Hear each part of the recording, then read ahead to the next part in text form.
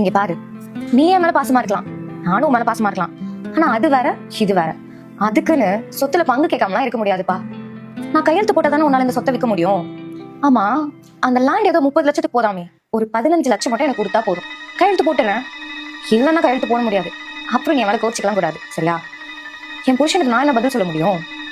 ஐயோ பாருடா, என்னதான் அக்கா தம்பியா இருந்தாலும் வாயும் வயிறும் வேற தானே. சீக்கிரம் அந்த 15 லட்சத்தை ரெடி பண்ணிட்டு எனக்கு கால் பண்ணு. நானும் என் புருஷனை வந்து கையெழுத்து போட்டு கொடுத்துறேன், சரியா? வச்சிடறேன். பரவாயில்லடி, நீ இவ்வளவு புத்திசாலியா இருப்ப நினைச்சு கூட பாக்கல. ஆமாங்க, வாய்ப்பு கிடைக்கும் போதே அதை பயன்படுத்திக்கணும். அதான புத்திசாலித்தனம். அதெல்லாம் சரி, ஆனா அவன் தம்பி அவன் மேல அவ்வளவு பாசமா இருப்பான். அவன் எப்படி பேசுற? அவன் பாசத்தை வச்சு என்னால கடையில 2 கிலோ அரிசி வாங்க முடியுமா? பாயிண்டா பேசுற. அவன் மட்டும் சொத்துல பங்கு தர முடியாதுன்னு சொன்னான்னு வச்சுக்கோங்க, அப்பாவோட சொத்துல பொண்ணுக்கு தான் பாதி பங்குன்னு கோர்ட்ல கேஸ் போட்டுருவேன். கோர்ட்லயும் இந்த மாதிரி விஷயத்துக்குலாம் எங்களுக்கு தாங்க சப்போர்ட் பண்ணுவாங்க. ஒருவேளை அவன் தம்பி நீ சொல்றதை கேட்கலனா அவன் என்ன கேட்கறது? கோர்ட் சொன்னா கேட்டுதான் ஆகணும். ஏய், இந்த பிரச்சனைக்கு மத்தியில உன்கிட்ட ஒன்று சொல்ல மறந்துட்டேன். இந்தா, என்னங்க இது? எங்க அக்கா சொத்துல பங்கு வேணும்னு சொல்லி கோர்ட்ல நோட்டீஸ் அனுப்பியிருக்காங்க. என்னங்க இது அநியாயமா இருக்கு?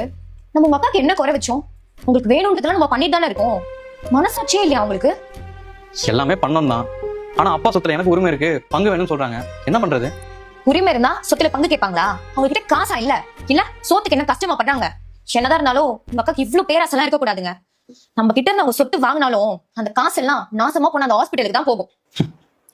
நான் இவ்வளவு பேசிட்டு இருக்கேன், சிரிச்சிட்டு இருக்கீங்க. இல்ல, இப்பதான் கொஞ்ச நேரத்துக்கு முன்னாடி பெண்களுக்கு சம உரிமை, சொத்துல வந்து பாதி கொடுக்கணும், அதான் கரெக்ட், அது இதுன்னு பேசிட்டு இருந்த. இப்ப நீயே மாத்தி பேசுற. அது எப்படி? உனக்கு வந்தா ரத்தம், மத்தவங்க வந்தா தக்காளி சட்னியா? இங்க பாரு, நான் எங்க அக்காவுக்கு பண்ணதை விட உன் தம்பி உனக்கு நிறைய பண்ணிருக்கான். அவன் பிசினஸ் எக்ஸ்டெண்ட் பண்ணலாங்கிறதுக்காக அந்த லேண்டை விற்கலாம்னு சொன்னா அதுல எனக்கு பங்கு வேணும் கேட்டுட்டு இருக்க. உனக்கு கொஞ்சம் கூட மனசாட்சியே இல்லையா? அப்போ நீ உன் தம்பியை கஷ்டப்படுத்தி இந்த காசை வாங்குறியே, நீ மட்டும் என்ன நல்லாவா இருப்ப? அந்த காசு நான் வீட்லயே தங்கும், அதுவும் ஹாஸ்பிட்டலுக்கு தானே போகும். இங்க பாரு, கூட பிறந்த சொன்ன விட்டு போயிடக்கூடாதுன்னு தான் செத்ததுக்கு அப்புறம் போடுற கடைசி புடவை கூட பிறந்த வீட்டு புடவைன்னு போடுறாங்க. ஆனா கொஞ்சம் கூட மனசாட்சி இல்லாம எப்படி உனக்கு இப்பெல்லாம் பண்ண தோணுது? உன் தம்பி உன் மேல அவ்வளவு பாசம் வச்சிருக்கான், அவ்வளவு பண்ணிருக்கான், அவங்கிட்ட போயிட்டு எனக்கு சொத்து அதிகம் கேட்டுட்டு இருக்க. உன் தம்பி உனக்கு எதுவுமே பண்ணாம இருந்து உங்க அப்பா சொத்தி உன்கிட்ட கொடுக்க மாட்டேன்னு சொல்றான்னு வச்சுக்கேன், அப்ப நீ அவன் மேல கேஸ் போடலாம், தப்பு இல்ல. ஆனா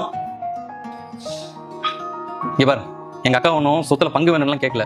உனக்கு இதை புரிய வைக்கணுங்கிறதுக்காக நான் தான் அந்த டாக்குமெண்ட் டம்மியா ரெடி பண்ணேன். பிரசாந்த், நீ ரெஜிஸ்ட்ரேஷனுக்கு ரெடி பண்ணு, நான் வந்து கையெழுத்து போட்டு கொடுத்துறேன். உனக்கு காசு ரெடி பண்ணிடுங்க, கொடுத்துட்றேன். வேற யாருக்காக கொடுக்க போறேன்? என் அக்கா தானே. காசுலாம் வேணாண்டா. அக்கா தம்பி பாசத்துக்கு முன்னாடி காசு ஒரு பெரிய விஷயமே இல்லை. உங்க மாமா எனக்கு சொல்லி புரிய வச்சிட்டார். சாரிடா.